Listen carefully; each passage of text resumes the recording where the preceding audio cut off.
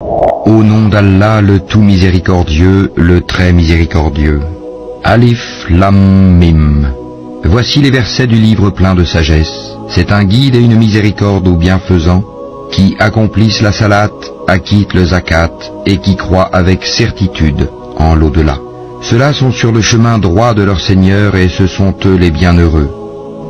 Et parmi les hommes, il est quelqu'un qui, dénué de science, achète de plaisants discours pour égarer hors du chemin d'Allah et pour le prendre en raillerie.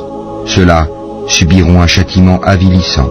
Et quand on lui récite nos versets, il tourne le dos avec orgueil, comme s'il ne les avait point entendus, comme s'il y avait un poids dans ses oreilles. Fais-lui donc l'annonce d'un châtiment douloureux. Ceux qui croient et accomplissent les bonnes œuvres auront des jardins des délices. Pour y demeurer éternellement, c'est en vérité une promesse d'Allah, c'est lui le puissant, le sage. Il a créé les cieux sans piliers que vous puissiez voir, et il a enfoncé des montagnes fermes dans la terre pour l'empêcher de basculer avec vous.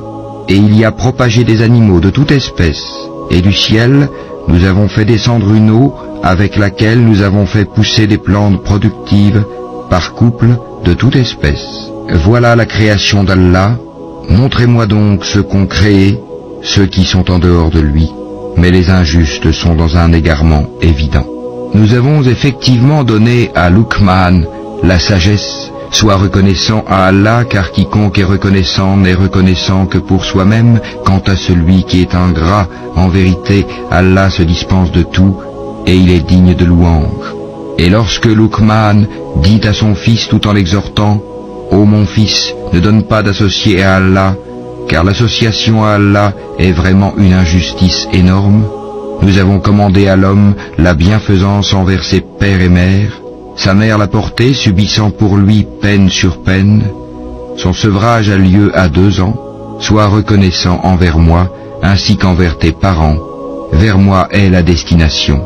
Et si tous deux te forcent à m'associer, ce dont tu n'as aucune connaissance, alors ne leur obéis pas, mais reste avec eux ici-bas, de façon convenable, et suis le sentier de celui qui se tourne vers moi.